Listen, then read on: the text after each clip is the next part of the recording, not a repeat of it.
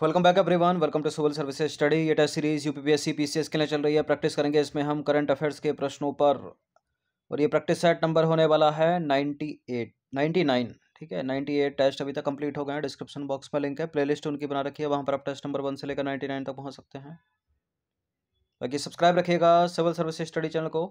इन सभी टेस्ट की आप फुल टेस्ट सीरीज प्राप्त कर सकते हैं नंबर पर कॉल आउट करके। पहला प्रश्न है, हाल ही में 14वां राष्ट्रीय मतदाता दिवस 2024 कब मनाया गया? तो हर साल जिस दिन मनाया जाता है राष्ट्रीय मतदाता दिवस, ये मनाया जाता है 25 जनवरी को। ए है इसका आंसर। देखिए, यह दिवस वर्ष 2011 से मनाया जा रहा है और वर्ष 2024 का मुख्य विषय थीम क्या है? वोट जैसा कुछ नहीं, वोट जरूर डालेंगे हम। और 25 जनवरी 1950 को भारतीय निर्वाचन आयोग की स्थापना हुई थी, और इस वर्ष भारतीय निर्वाचन आयोग ने अपना जो स्थापना दिवस मनाया वो 75वां दिवस मनाया है। क्वेश्चन नंबर 2 पर आ जाइए। विश्व का सबसे ऊंचा राम मंदिर कहाँ बनाया जाएगा, जिसकी ऊंचाई होगी 721 फीट? भारत में, कनाडा में, नेपाल में, ऑस्ट्रेलिया में? विश्व का सबसे ऊंचा राम मंदिर बनेगा ऑस्ट्रेलिया के पर्थ में। ए है इसका आंसर। विश्व का सबसे ऊंचा राम मंदिर ऑस्ट्रेलिया के पर्थ में श्री राम वैदिक एवं सांस्कृतिक ट्रस्ट के द्वारा बनाया जाएगा, जिसकी ऊंचाई 721 फीट होगी और 150 एकड़ जमीन में इस मंदिर की लागत राशि होगी लगभग 600 करोड़ रुपए। और अयोध्या में जो राम मंदिर बना है हाल ही में, उसकी ऊंचाई कितनी है? 161 फीट है। तो आप अंदाजा लगा सकते हैं कितना बड़ा होगा ये। पर्थ में बनने वाले मंदिर परिसर में 55 एकड़ भूमि पर सनातन वैदिक विश्वविद्यालय का निर्माण किया जाएगा।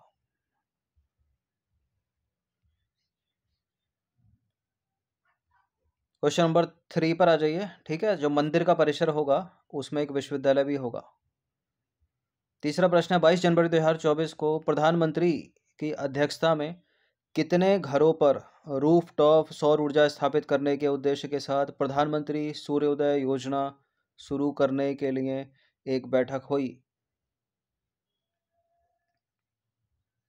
इंपॉर्टेंट, प्रधानमंत्री सूर्योदय योजना किससे संबंधित है? ठीक है, ये भी इंपॉर्टेंट है। ठीक है, घर की छतों पर सौर पैनल स्थापित करने से, और 1 करोड़ घरों की छत पर लगेंगे सौर ऊर्जा पैनल। ठीक है, तो ए है इसका आंसर, 1 करोड़। प्रधानमंत्री सूर्योदय योजना, इस योजना का उद्देश्य है 1 करोड़ घरों पर रूफटॉप सौर ऊर्जा स्थापित करना।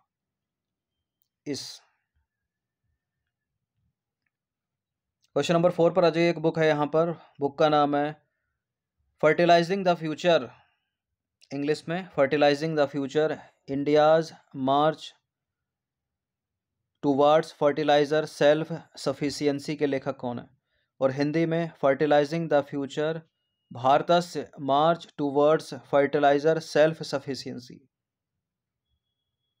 उपराष्ट्रपति के द्वारा इसका विमोचन किया गया और इस पुस्तक के लेखक हैं डॉक्टर मनसुख मांडविया। सी है इसका आंसर। एक नाम है यहाँ पर डॉक्टर एम.एस. स्वामीनाथन, हरित क्रांति का जनक इनको कहा जाता है भारत में, और हाल ही में इनका निधन हो गया 28 सितंबर 2023 को तमिलनाडु में, और मरणोपरांत इनको भारत रत्न पुरस्कार से सम्मानित भी किया गया है, याद रखिएगा। तो इसका आंसर है मनसुख मांडविया। विमोचनकर्ता इस पुस्तक के हैं उपराष्ट्रपति जगदीप धनखड़, और पुस्तक के लेखक हैं रसायन एवं उर्वरक तथा स्वास्थ्य परिवार कल्याण मंत्री मनसुख मांडविया। क्वेश्चन नंबर 5 पर आ जाइए। 22 जनवरी 2024 को कुवैत सिटी में संपन्न एशियन शॉटगन चैंपियनशिप 2024 में भारत कुल 8 पदक जीतकर पदक तालिका में किस स्थान पर है? पहले, दूसरे, तीसरे, चौथे? देखिए, जितनी भी एशियन चैंपियनशिप हैं वो इम्पोर्टेंट हैं, एग्जाम में पूछ ली जाती हैं। अगर कोई वर्ल्ड लेवल पर चैंपियनशिप है तो वो इतनी इंपॉर्टेंट नहीं, लेकिन भारत ने अगर उसमें कुछ किया है, पहला, दूसरा, तीसरे पायदान पर रहा है, तो वो इम्पोर्टेंट हो जाती है। बाकी क्रिकेट विश्व कप हो गए, फीफा, ये तो इम्पोर्टेंट है, इसमें कोई भी जीते वो इम्पोर्टेंट है परीक्षा के लिए। तो एशियन शॉटगन चैंपियनशिप 2024 में भारत ने कुल 8 पदक जीतकर पदक तालिका में रहा वो तीसरे स्थान पर। तो सी है इसका आंसर। ठीक है, पहला है चाइना। देखिए इस प्रतियोगिता में चीन प्रथम स्थान पर है, ताइवान दूसरे स्थान पर है और भारत का आया इसमें तीसरा स्थान, याद रखिएगा।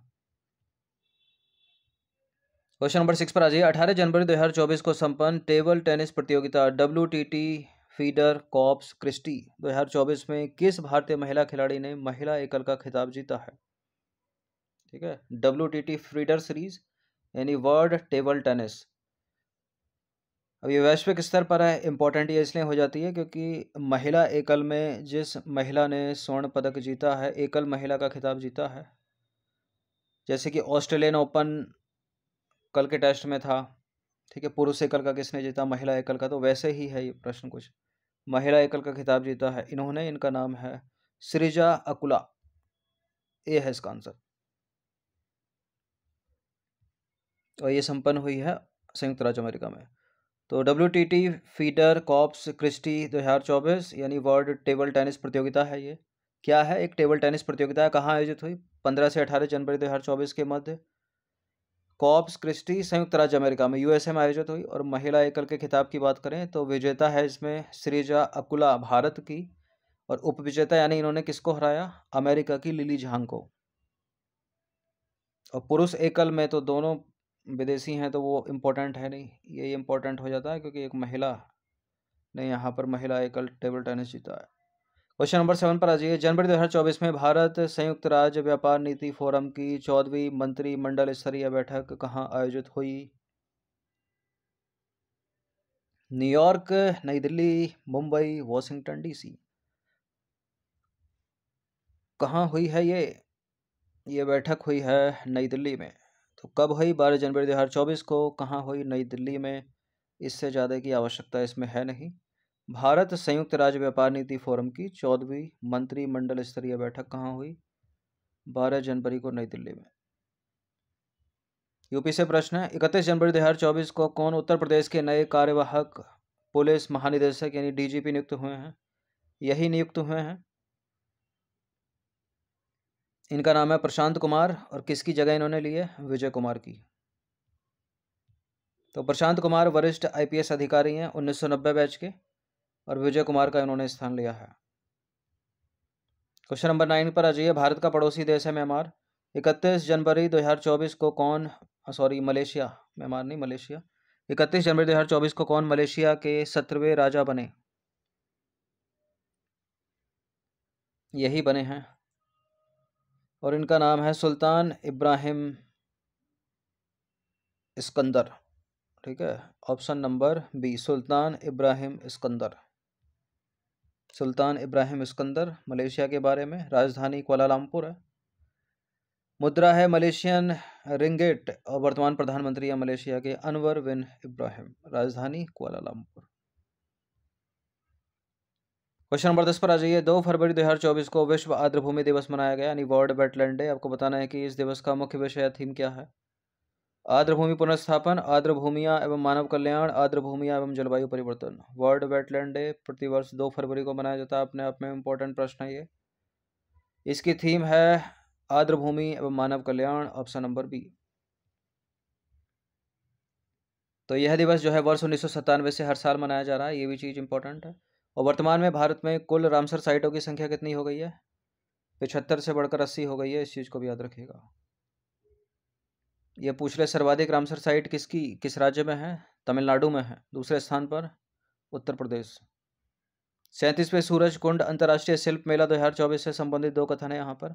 यह मेला 2 से 18 फरवरी 2024 के मध्य हरियाणा के फरीदाबाद में आयोजित किया गया, और इस बार मेले की थीम उत्तर प्रदेश राज्य पर आधारित थी।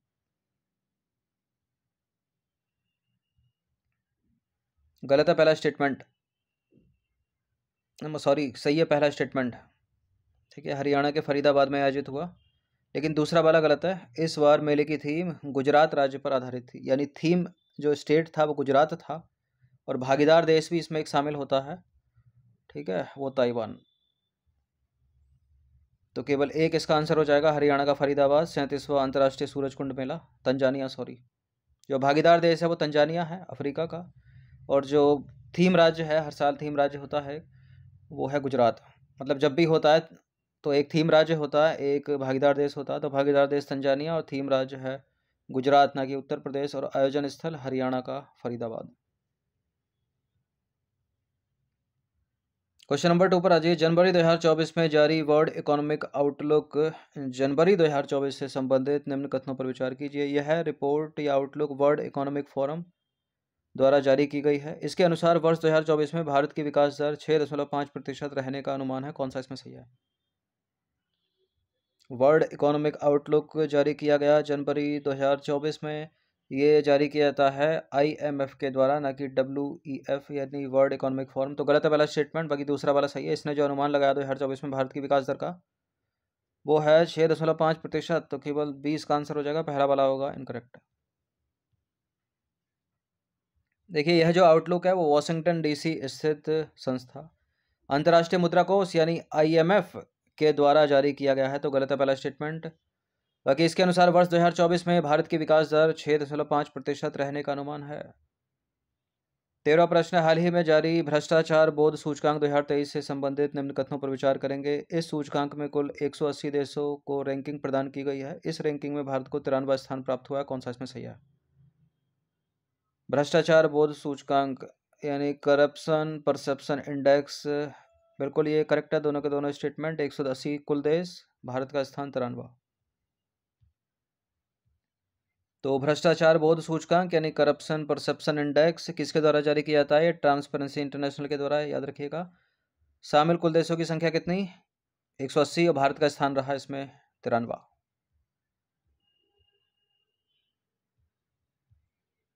इंपॉर्टेंट प्रश्न, क्वेश्चन नंबर 14 है। 30 जनवरी 2024 को गणतंत्र दिवस परेड 2024 के लिए सर्वश्रेष्ठ मार्चिंग दस्तों और झांकियों का पुरस्कार 2024 प्रदान किया गया।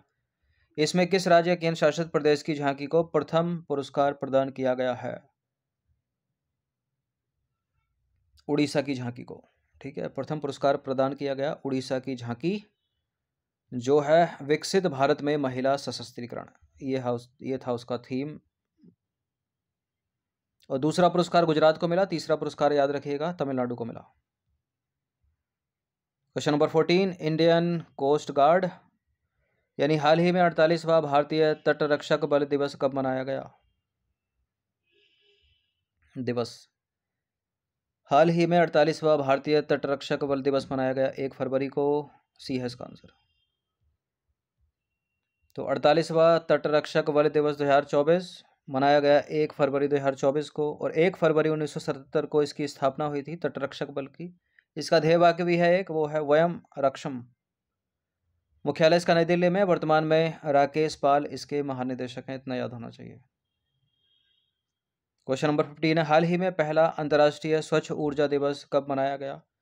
अंतर्राष्ट्रीय स्तर पर पहला मनाया गया, पहली बार मनाया गया है स्वच्छ ऊर्जा दिवस।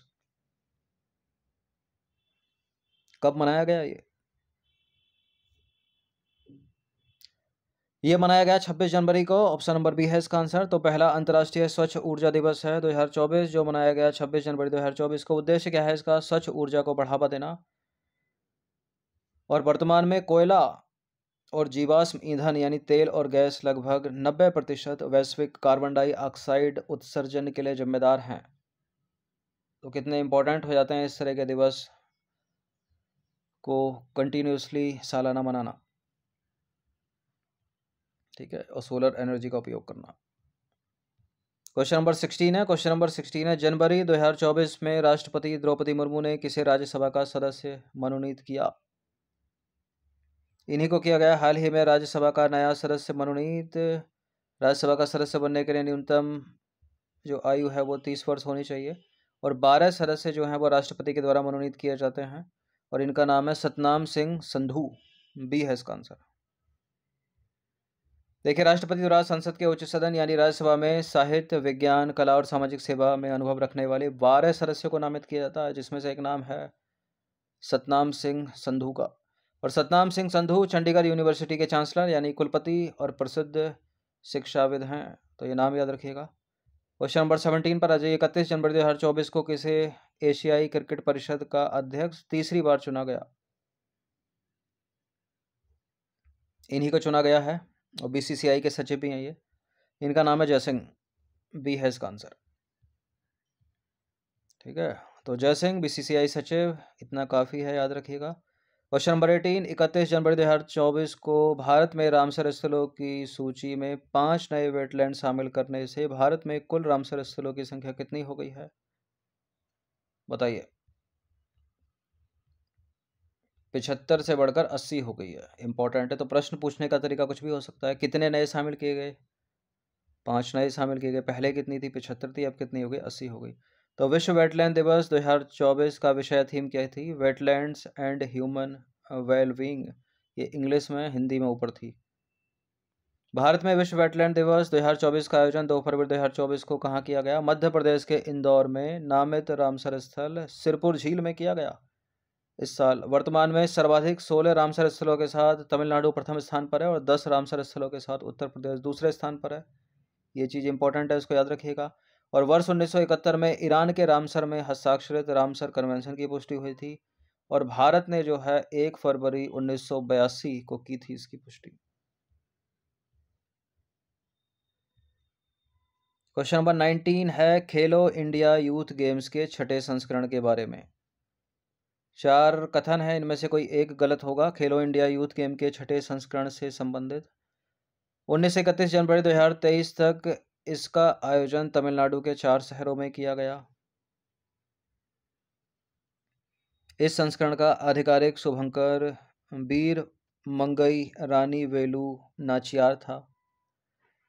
महाराष्ट्र 57 स्वर्ण पदक, कुल 158 पदक जीतकर पदक तालिका में पहले या शीर्ष स्थान पर रहा। और एक स्टेटमेंट और है, हरियाणा 35 स्वर्ण पदक और 103 कुल पदक जीतकर पदक तालिका में दूसरे स्थान पर रहा। कौन सा गलत है इसमें? देखिए, तमिलनाडु में इसका आयोजन हुआ है। ठीक है, इसका किसका? खेलो इंडिया यूथ गेम्स के 6ठे संस्करण का। और इस संस्करण का आधिकारिक शुभंकर वीर मंगई रानी वेलु नाचियार था, ये भी ठीक है। महाराष्ट्र शीर्ष स्थान पर है, कुल उसने 57 स्वर्ण पदक जीते। हरियाणा तीसरे स्थान पर है, ठीक है, इसलिए गलत हो जाएगा ये वाला चौथा वाला स्टेटमेंट। हरियाणा पदक तालिका में तीसरे स्थान पर है 35 स्वर्ण पदक जीतकर। 38 स्वर्ण पदक जीतकर तमिलनाडु है दूसरे स्थान पर। तो हरियाणा 35 स्वर्ण पदक, कुल 103 पदक जीतकर पदक तालिका में तीसरे स्थान पर है, जबकि तमिलनाडु 38 स्वर्ण पदक और 98 कुल पदक जीतकर पदक तालिका में दूसरे स्थान पर है। ठीक है, नंबरिंग जो है वो स्वर्ण पदक के आधार पर होती है, जबकि आप देख रहे होंगे यहाँ 103 है, यहाँ 98 है। ठीक है, तो खेलो इंडिया यूथ गेम्स के 6ठे संस्करण का उद्घाटन किया प्रधानमंत्री नरेंद्र मोदी ने तमिलनाडु में, और समापन किया इसका अनुराग सिंह ठाकुर ने। ठीक है, तो केंद्रीय युवा कार्य और खेल मंत्री अनुराग सिंह ठाकुर ने भाग लिया समापन समारोह में। बाकी मेजबान जो राज्य था वो तमिलनाडु था। तमिलनाडु के मेजबान शहर कौन कौन से जिनमें ये खेल हुए? चेन्नई में, मदुरई में, त्रिची में, कोयम्बटूर में। और पदक तालिका में अगर उत्तर प्रदेश का स्थान देखें तो 7वां।